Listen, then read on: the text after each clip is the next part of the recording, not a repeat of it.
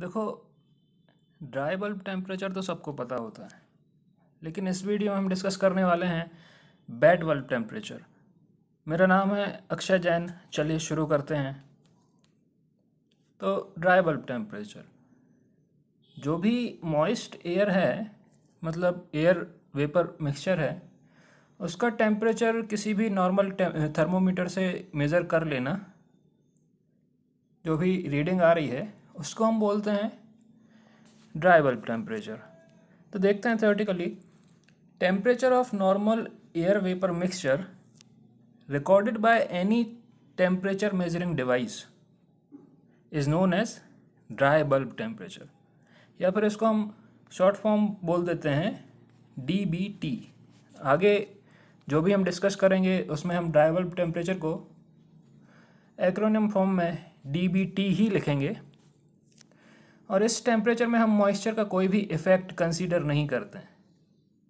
आगे देखते हैं, हमारा मेन डिस्कशन है वेट बल्ब टेम्परेचर। तो जब हम थर्मोमीटर के बल्ब में, देखो यहाँ पे बल्ब आपको दिख रहा है, जब हम थर्मोमीटर के बल्ब में एक वेट विक लगा देते हैं, वेट विक या फिर वेट कॉटन या फिर एक गीला कपड़ा, हिंदी में अगर बोलें तो इसको लगाने का पर्पज़ क्या है? देखो, जब भी एयर इस वेट विक से पास होगी तब इसका मॉइस्चर इवापोरेट होना स्टार्ट हो जाएगा।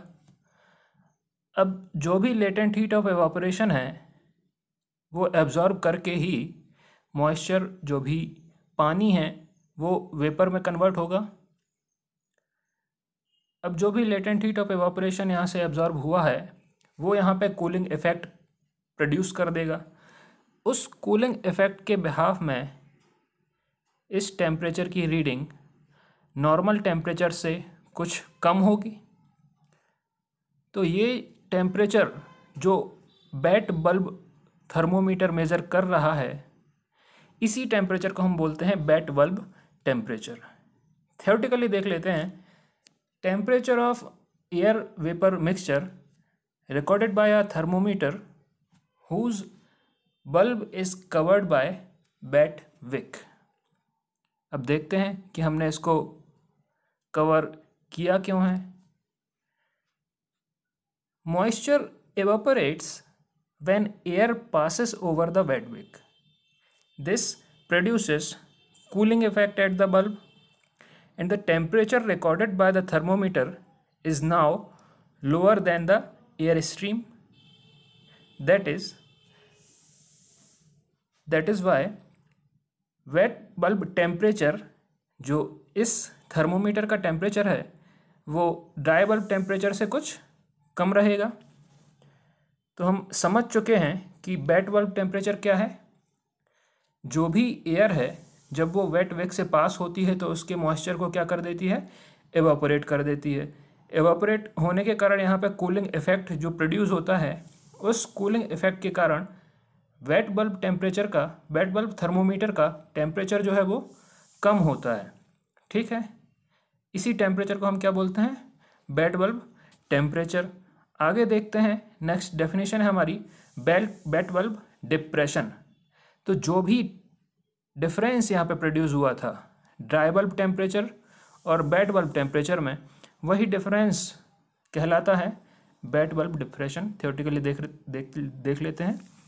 The difference between dry bulb temperature and wet bulb temperature is known as wet bulb depression. अब ये कब कम होगा और कब ज़्यादा होगा, ये देखने वाली बात है।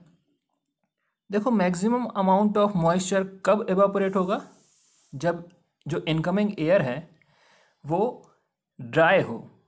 अगर ड्राई होगी, या फिर दूसरे शब्दों में बोलें अनसैचुरेटेड एयर जो है, जब वो यहाँ से वेट विक से पास होगी तो इसके मैक्सिमम अमाउंट ऑफ मॉइस्चर को एवापोरेट करने की कोशिश करेगी। उस कंडीशन में जब एवापोरेशन मैक्सिमम हो रहा है, कूलिंग इफ़ेक्ट भी प्रोड्यूस होगा मैक्सिमम।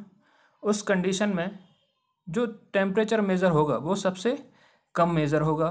किसके द्वारा? वेट बल्ब थर्मोमीटर के द्वारा। तो एक कंडीशन तो ये हो गई, कौन सी?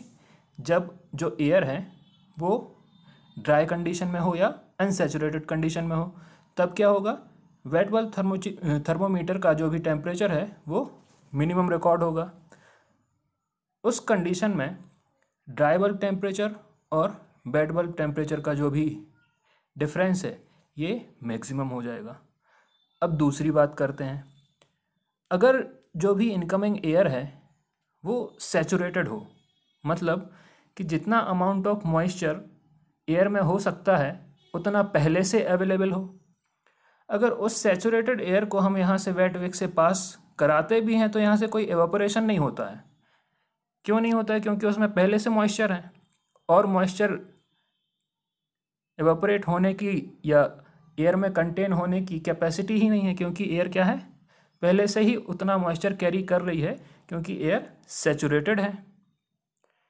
तो उस कंडीशन में यहाँ से कोई भी एवापोरेशन नहीं होता है, तो कोई भी कूलिंग इफेक्ट भी प्रोड्यूस नहीं होता है और कोई भी टेम्परेचर का डिप्रेशन भी नहीं होता है। यहाँ पे कहने का मतलब ड्राई बल्ब थर्मोमीटर का जितना टेम्परेचर है उतना ही टेम्परेचर किसका रहता है?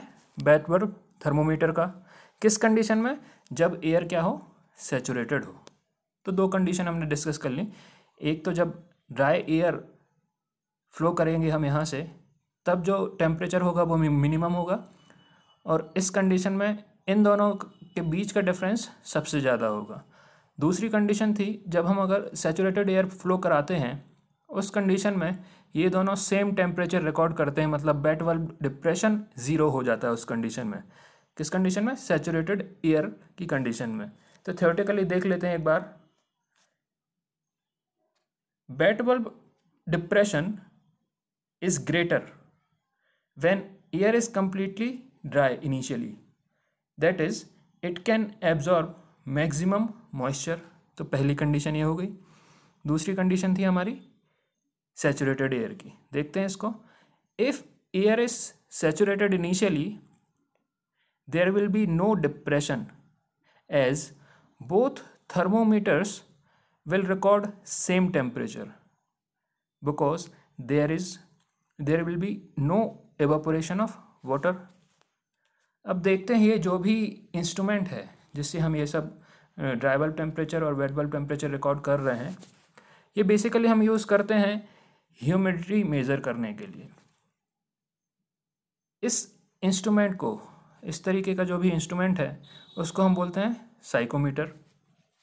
साइकोमीटर यूज़ होते हैं एयर की ह्यूमिडिटी मेज़र करने में, क्योंकि जो भी वेट बल्ब टेम्परेचर हम मेज़र कर रहे हैं वो वेट बल्ब टेम्परेचर यूज़ होता है पार्शियल प्रेशर ऑफ वेपर निकालने में। जो भी वेपर हैं उनका पार्शियल प्रेशर निकालते हैं हम। वो पार्शियल प्रेशर यूज़ होता है एयर की रिलेटिव ह्यूमिडिटी कैलकुलेट करने में, जो कि हम लास्ट लेक्चर में हम डिस्कस कर चुके हैं। What is relative humidity? It was the ratio of PV divided by PVS, मतलब partial pressure of water vapour divided by partial pressure of water vapour eight partial pressure of water vapour in saturated air. ठीक है, तो देखते हैं यहाँ पे बस carriers equation जो है उसमें हमें वेट बल्ब टेम्परेचर की वैल्यू रखनी होती है। WBT मतलब वेट बल्ब टेम्परेचर। तो PV क्या है? Partial pressure of water vapour. PVS is partial pressure of water vapour when air is fully saturated. और PT क्या है? टोटल, या फिर इसी को बोल देते हैं barometric pressure of moist air. तो इतना डिस्कशन था, एक बार रिवाइज कर लेते हैं। ड्राई बल्ब टेम्परेचर जो भी नॉर्मल टेम्परेचर हम थर्मोमीटर से या कोई भी टेम्परेचर मेजरिंग डिवाइस से मेज़र कर लेते हैं। वेट बल्ब टेम्परेचर जब हम थर्मोमीटर के बल्ब में एक वेट विक लगा देते हैं। वेट विक लगाने से क्या होता है? जो भी मॉइस्चर है उसका एवापोरेशन होता है। उस एवापोरेशन के बिहाफ में क्या है? कूलिंग इफेक्ट प्रोड्यूस हो जाता है। उसी के कारण wait bulb temperature dry bulb temperature की अपेक्षा कम टेम्परेचर मेज़र करता है। ठीक है, तो वेट बल्ब थर्मोमीटर से जो भी टेम्परेचर मेज़र किया जा रहा है उस टेम्परेचर को हम क्या बोलते हैं? Wait bulb temperature. ठीक है, यहाँ पे अब हम दो कंडीशन डिस्कस करेंगे। डेफिनेशन है वेट बल्ब डिप्रेशन की डेफिनेशन है कि जो भी टेम्परेचर डिफरेंस है किसका? ड्राई बल्ब थर्मोमीटर का और वेट बल्ब थर्मोमीटर के टेम्परेचर्स का जो भी डिफरेंस है उसको हम क्या बोलते हैं, बेड बल्ब डिप्रेशन। अब बेड बल्ब डिप्रेशन के मैक्सिमम और मिनिमम होने की दो कंडीशन अलग अलग है। मैक्सिमम होने की कंडीशन क्या है, जब एयर ड्राई हो तब इनके बीच का जो डिफरेंस है वो क्या होगा, मैक्सिमम होगा।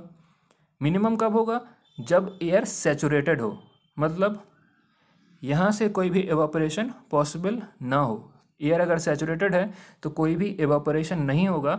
उस कंडीशन में ये दोनों थर्मोमीटर्स जो हैं ये दोनों सेम रीडिंग देंगे, तो बेड बल्ब डिप्रेशन जो भी है वो ज़ीरो हो जाएगा फॉर सैचुरेटेड एयर कंडीशन। तो ये जो कमेंट है ये कई बार क्वेश्चंस में पूछा जा चुका है ऑलरेडी कि अगर सैचुरेटेड एयर किसी रूम में है तो बेड बल्ब डिप्रेशन कितना होगा, तो क्या होगा आंसर, ज़ीरो।